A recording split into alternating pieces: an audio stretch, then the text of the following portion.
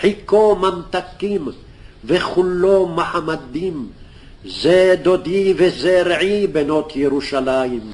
I am finishing my opening statement with the Song of Songs, which according to almost a consensus of Jewish scholars refers to the relationship between God and Israel and the church and Christ according to Christendom. Nearly every verse of chapter 5 either directly references or alludes to different biblical prophecies of Prophet Muhammad, some of which I have cited in this opening statement. Song of Solomon verse 7 confirms this during a period of exile. Verse 10 describes him as a standard bearer for an army of 10,000, confirming Deuteronomy 33. Verse 11 alludes to Daniel chapter 2 and Daniel 7, confirming he comes during the Roman exile and describes him, interestingly, as the purest Arabian gold. Verse 16 says, his mouth is most sweet, which is a description of the Quran that even the greatest enemies of the Prophet, who are masters of their language, refer to it as sorcery, as it could not be the word of men. Moreover, this verse foreshadows the name of Prophet Muhammad and shows how he fulfills the description of his name. Hikko mamtakim bikullu Muhammadim. The Song of Solomon, listen, I mean no disrespect. I know you're sincere, and I know there's been preparation here. I don't mean to mock, but certain things are ridiculous, impossible, and the only reason people come up with this is because based on their faith they have to find Muhammad in the Bible. Otherwise it'd never occur to you to do it, because the Bible is so much not about him and so much about something else. If you want to argue, is the Quran the Word of God, or the Bible the Word of God, or who's a better ethical teacher, Moses or Jesus, those are totally separate arguments. But the argument tonight is not even a debate. I'm only doing it out of respect for Muslims who believe it, but it's not even a debate, to be candid. So when we talk about this, actually I think the Bible prophesies about me more than Muhammad. After all, my name occurs 15 times, Michael, Michael, the archangel. I mean, it's not even something that sounds like. I don't have to change the Hebrew, as was actually done tonight. The Hebrew was changed to try to make it sound more like Muhammad, because the Hebrew is Makhmadim. Singular Makhmad, plural Makhmadim.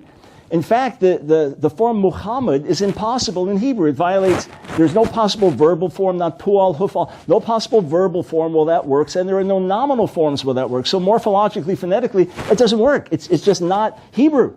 It's a different language, a different name. It doesn't work, right? Just to be candid, just to be plain here.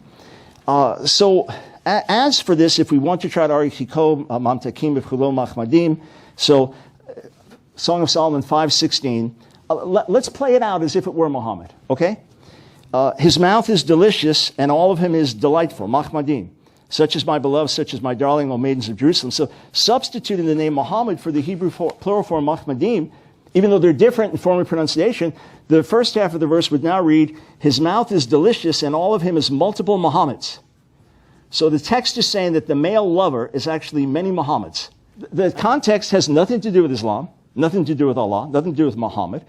And first and foremost, it is a love song, and then by application applied to God and Israel, or the church and Jesus. But it itself is a love song, speaking about Solomon and the lover. All right? And if you want to say that Makhmadim, the plural, is actually plural of Muhammad, Makhmad, well then let's see how Makhmad is used elsewhere. It means something desired in the Hebrew Bible.